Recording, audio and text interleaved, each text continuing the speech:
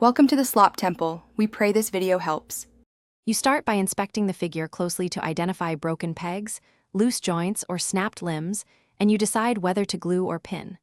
Once done, gather needle nose pliers, a 3mm metal pin or paperclip, superglue, and a heat source like hot water or a hairdryer. Make sure the work area is clean, flat, and well lit so tiny parts don't get lost. Place small pieces in containers. This first step saves time and prevents repeated fixes later. You carefully heat the joint area to make plastic pliable, using hot water or a hairdryer so parts reseat without cracking. This prevents stress at the bond. Next, for recurring breaks, reinforce with a metal pin, widen the holes slightly, insert a pin about 1/2 to 2/3 the depth, and trim it flush. Then apply a thin bead of superglue around the pin and mating surfaces to lock alignment.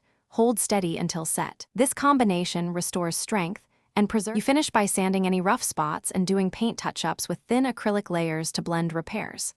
Once cured, test articulation slowly. If a joint is stiff, warm it briefly and flex gently to regain motion. And if a joint is loose, add a tiny drop of glue at the pivot, then work it to distribute the adhesive. If paint peels, prime and use thin coats.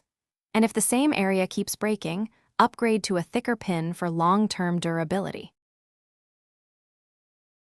Thanks for watching. Consider subscribing if we helped you.